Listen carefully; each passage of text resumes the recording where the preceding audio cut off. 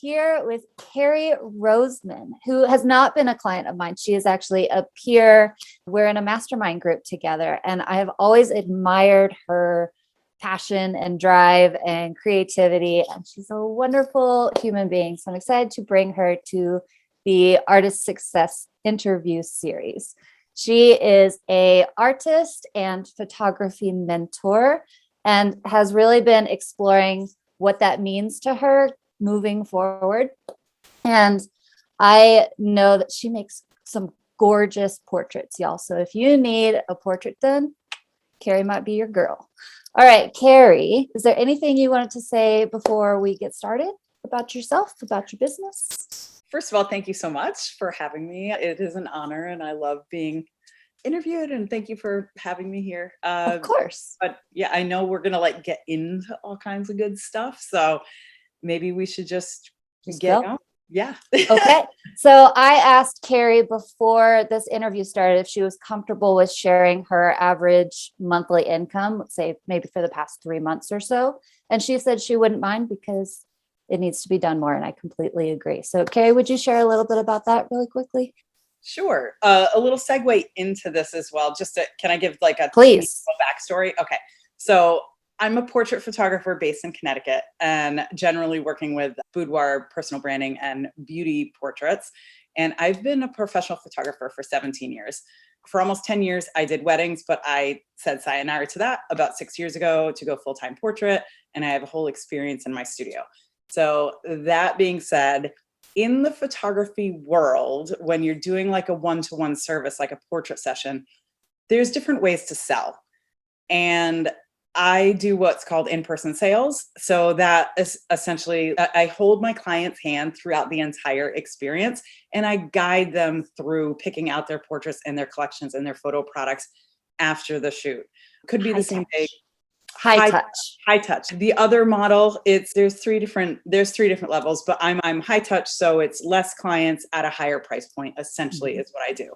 So my average portrait sale is $6,000, which is really great. And it didn't just happen overnight, right? It took me quite a while to get there. My monthly average, though, I just would rather focus on the average portrait sale, because there's however you want to do it, it's fine. Yeah, there's a lot shifting in my business right now, and getting into the online education arena and just organizing a bunch of back end stuff. So I've pulled back a little bit right now for the one-to-one service, meaning portrait sessions over the last 2 months, but I'm ramping up. I have 5 booked for next month, and generally I'm aiming for about 2 to 3. But even when I have lower sessions and things are selling and we're going good, I've had $50,000 months. So that's where we're getting to, the 50 to 100K to hopefully above and beyond. So that's what I'm doing right now. But yeah, it's been really amazing. And people, they spend all over the place, right? I have some clients who spend 10K plus from one session. I have some clients who come in and spend 3K, but it's been an average of 6. Yeah. And I hope by talking about that really encourages people. Honestly, part of the reason why this whole series came into play is because I really wanted to show artists what is possible when you follow your passions, and not just what people are saying that you have to do to make money, because I know you can make money lots of different directions, but I want you to see that it's possible to make money doing what you love and what you really are excited about. Yes. So thank you for sharing that very generously. I appreciate that. You're welcome. That was not supposed to be the first question, but that's okay. So the first question is, Carrie, what is the single biggest mindset shift that it took you over all of those years to be able to go from a fledgling photographer to I'm confident in my shoes and I can charge this and people will pay it? How did you do that?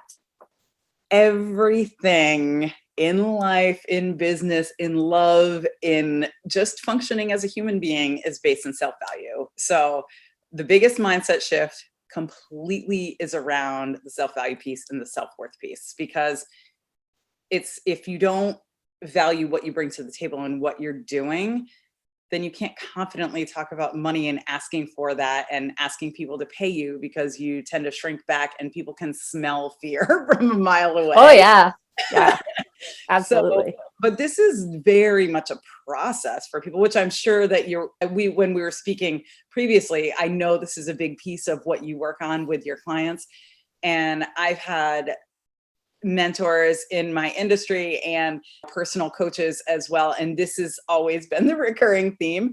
And I've done so much consistent work on this over the past 6 years that now I'm just like, you get to the point where you're detached from the outcome. I'm so confident and unshakable in what I bring to the table and what the value is, that if somebody says no, that's okay. It might just mean not right now. It might mean you're not my client, and that is fine. It doesn't shake my confidence and be like, oh, I had this call and they didn't book. Move on. Like it's okay. Yeah, exactly. And like you said, it definitely is a process. And my favorite thing about business, I think you and I also discussed this, is that personal growth aspect, that no matter what you are trying to do in that business, it probably is trying to stretch and grow beyond where you are. And that means you have to step up your own personal growth to meet that. And I think that is the coolest, it feels good. It's just exciting, because not only does your business grow, but everything in your life around you also improves as you improve on yourself and your self-worth and your beliefs. And the other thing I want to mention really quickly is Carrie said that when she is taking people's pictures, the thing that she is aiming to capture is that celebration of that self-growth. So we are totally in sync with all of that. I think that's great. Well, personal growth is my highest value. So I did mention this previously, like I worked a lot on my ideal client avatar. Last year, I up-leveled them so I'm calling in, I'm attracting people who are also on a personal growth journey, because that lights me up. And I can't convince somebody that they're worth it if they don't believe it, because we operate at the level of our own belief. And I can show beautiful pictures of people all day, but if they don't see it, there's nothing I can do about that. So I'm working with the people who are ready to step into that, who are already there. And it's so satisfying for me as an artist to be working with that level of clientele. It's really amazing. And I just want to say, I love that you have claimed that, because a lot of this is off topic a little bit, but you get to choose who your client is. You don't have to say, well, anyone who will like my art, please buy it. It comes back to that self-worth piece. If you believe that you are worth it, you believe that you can attract someone who is going to pay a higher amount, if that's the business model that you're looking for. And also the one that I love the most and love to teach. Yes. So it's a journey, but believing in yourself. Yeah. The confidence piece and the self-value piece and the personal growth journey, it is like peeling an onion. There's lots of layers usually. And now I've never heard of somebody like making a 180 switch, like within a 24-hour period. I'm not saying that can't happen. It certainly can. That isn't what my journey was. It took me much longer and several different steps and consistent work and consistent self-awareness and breaking through blocks and trying to work through traumas so that I'm no longer triggered and things like that. It's all works together in getting there. And then a point that I wanted to make as well, when people are starting out and they're starting to step into their self-value piece, sometimes artists especially get into the mode of, well, I wouldn't pay that. Well, guess what? You might not be your client at first, and that is okay. Usually you do step into that. Like previous to last year, I probably wasn't my client, but I very much am now. And I have had the experience of paying several thousands of dollars for photo shoots for myself, for my brand, for my personal legacy, and all of the things. So it's about stepping into walking the walk and stepping into the value of what you offer so much that you're willing to pay the same price for it from somebody else, if that makes sense. No, it makes perfect sense, because sometimes to get to the confidence, you have to start taking the action steps that will build the confidence. It doesn't just appear out of nowhere. it takes a little bit of, like in my last interview, Helen was saying, it's just that 10 minutes of courage. You just have to do it. And that will help you grow into that confidence. Yeah, it's like getting comfortable being uncomfortable. There is no growth in the comfort zone.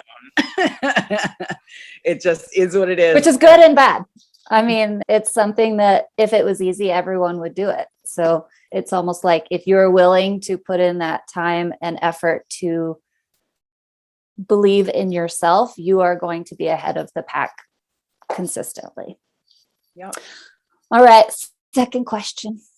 Okay. What is the single biggest action step that you take or took?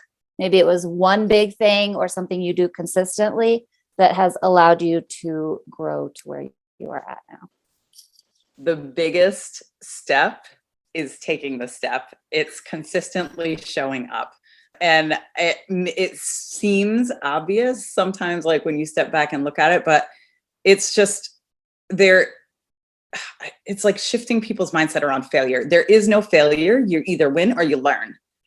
And it's not a big deal. Like when something doesn't work out the way you want it to the first time you try it, it's the first time you're trying it. Give yourself some grace. And then if something doesn't feel aligned, you want to check in with your gut, mind, heart connection, gut. Also, what is your instincts telling you? Does it feel right? Does it feel good? Doesn't feel good? Pivot. The end. Yes. And you also have to learn to tell the difference between it doesn't feel good or it feels uncomfortable, because uncomfortable is different than gut telling you not to do it. And that sometimes can be tricky. Yes. Good distinction, and absolutely something that comes with learning yourself more and being more in tune, because pretty much everything's uncomfortable all the time. And most people don't know what they're doing. So it is just about showing up. You get knocked down, you get back up. I feel like I'm about to start singing that All Stars. Please do. It's true. No, I don't want to scare your listeners. But yeah, they're used to me. I'm a spaz. It's true. It's just showing up and being in action. The key is just do it. Be in action, messy action, progress over perfection. That's just what it is. That's the key. I just ordered a sticker chart for myself that one of my clients in my mastermind gave me this idea, and I just wanted to kiss her through the screen, but it's called a rejection chart.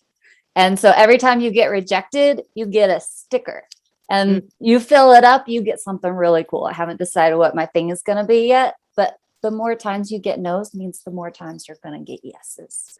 Yeah. Which I just think is such a cool concept, to reward yourself for the no's instead of letting them, discourage and bring you down. So feel free to steal it.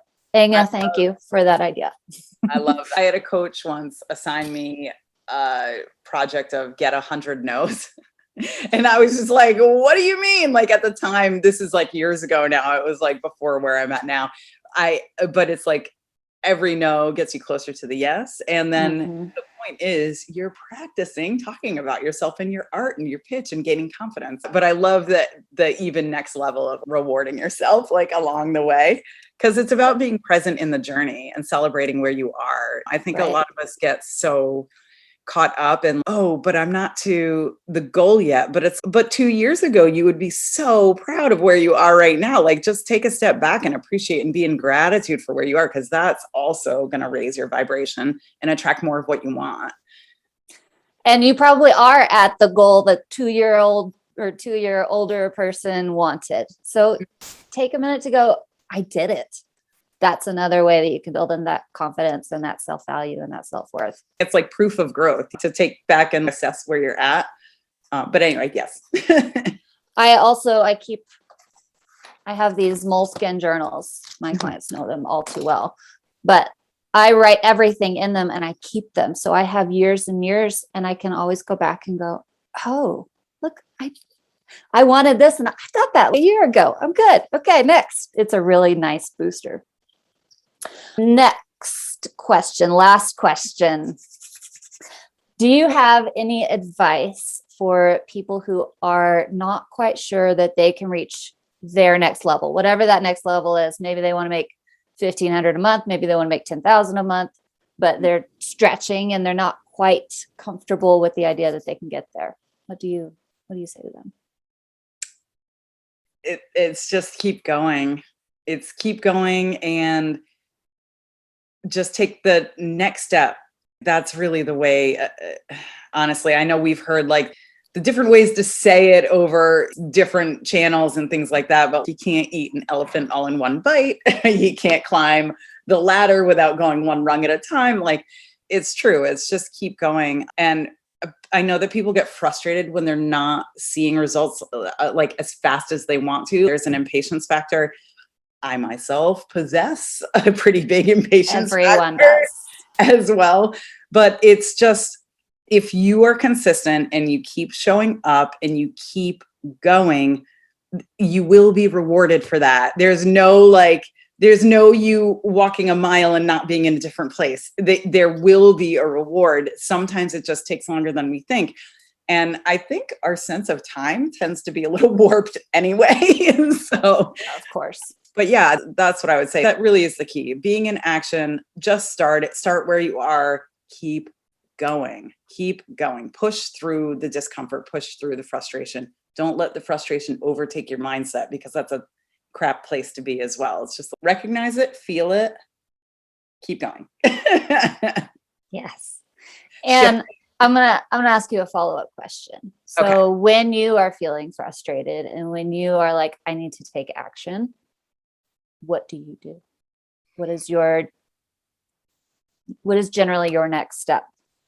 When I'm having an off moment, I like step back, I breathe. Sometimes I take my shoes off and I feel the ground.